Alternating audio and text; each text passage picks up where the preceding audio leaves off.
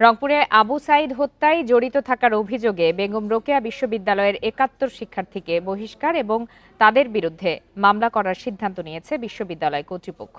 বিকালে সংবাদ সম্মেলনে এই সিদ্ধান্ত জানান বিশ্ববিদ্যালয়ের উপাচার্য অধ্যাপক ডক্টর শওকত আলী। উপাচার্য জানান, শনিবার রাতে বেগম রোকেয়া বিশ্ববিদ্যালয়ের ১০৯তম সিন্ডিকেট সভা অনুষ্ঠিত হয়। এতে শিক্ষার্থী আবু সাইদ হত্যার ঘটনায় জড়িত ৫৬ শিক্ষার্থীকে কারণ দর্শানোর নোটিশ দেয়া হয়। এছাড়া তদন্তে আরও ১৫ জন শিক্ষার্থীর সম্পৃক্ততা পায় বিশ্ববিদ্যালয় প্রশাসন।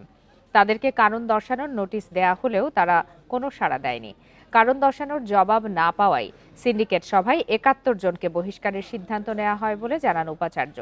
বহিষ্কৃতদের বেশিরভাগই নিষিদ্ধ সংগঠন ছাত্রলীগের সদস্য।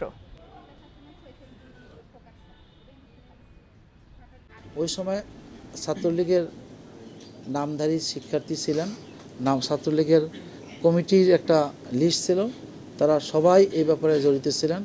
সকল শিক্ষার্থীকে জিম্মির মধ্যে রেখেছিলেন, যাতে শিক্ষার্থীরা, আপনাদের আবু সাইদ কিন্তু ক্যাম্পাসের এই পাশে ছিলেন না, আবু সাইদ ক্যাম্পাসের উল্টা দিকে ছিলেন। সেই দৃষ্টিকোণটা আমরা অরিজিনাল শিক্ষার্থীরা ক্যাম্পাসের ভেতরে ঢুকতে পারতেন শুধু সাথে ত্রাসের কারণে।